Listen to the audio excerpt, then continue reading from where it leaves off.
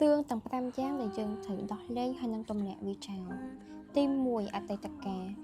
cả cái chiều rương để hua tơ hao với dừng ai tơ cai phải tây tất cả ban tên chứng dừng đọc lên ở tây tất cả trong nẹ chăn ở tây tất cả mình lõ hai riêng số pi của một con ai chấp đam chịu vật mùi để thầm mày ti pi trong nẹ tuần đồng để ấp bây giờ mình theo trong nẹ tuần đồng snai he đưa coi trong nẹ tuần đồng mất hẹ tế bờ sân dừng dừng miên trong nẹ tuần đồng năng hai thua dừng osmai chất thua dừng chư chấp thưa ở dương miên bành heឬក៏វាមានដល់ប្រយោជន៍ឲ្យយើងសោះ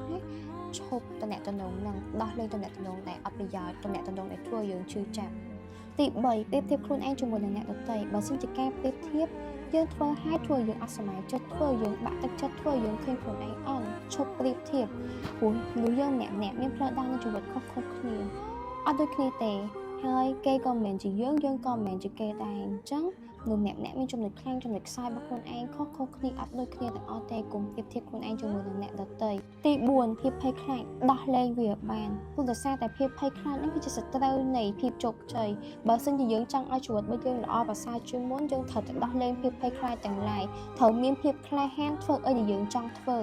ទី5ភាពល្អឥតខ្ចោះអត់មានអ្វីមួយដែលល្អឥតខ្ចោះទេអញ្ចឹងបើសិនជាយើងព្យាយាមធ្វើអីមួយឲ្យបានល្អឥតខ្ចោះដូចជាចិត្តយើងហ្មងគឺអត់អាចទៅរួចទេអញ្ចឹងបដូរមកប្រាប់ខ្លួនឯងថាខ្ញុំនឹងធ្វើវាអស់ពីសមត្ថភាពរបស់ខ្ញុំធ្វើបានប៉ុណ្ណាខ្ញុំយកវាប៉ុណ្ណឹងដោះលែងភាពល្អឥតខ្ចោះ